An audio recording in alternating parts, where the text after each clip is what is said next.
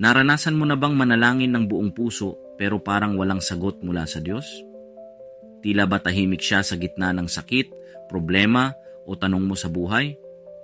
Kung nararamdaman mong tila tahimik ang Diyos, tandaan mo, ang katahimikan ng Diyos ay hindi ibig sabihin na wala siyang ginagawa.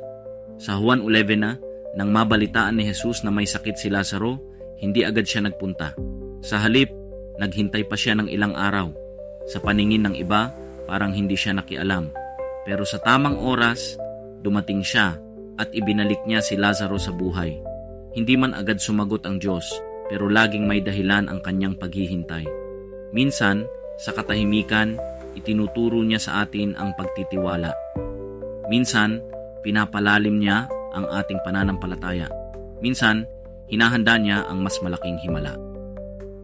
Tulad ng sinasabi sa Isaias 55:8-9, ang inyong mga iniisip ay hindi ko iniisip, at ang inyong mga pamamaraan ay hindi ko pamamaraan. Kaya kapatid, kahit tila tahimik ang langit ngayon, magtiwala ka pa rin dahil ang Diyos ay laging kumikilos.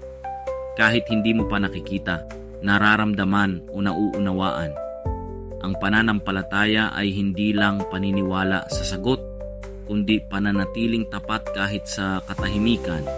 Kung nakarelate ka sa mensaheng ito, huwag kalimutang i-like, i-share at i-subscribe para sa mas marami pang pag-asa mula sa Biblia. Dito lang sa Pag-asa mula sa Biblia,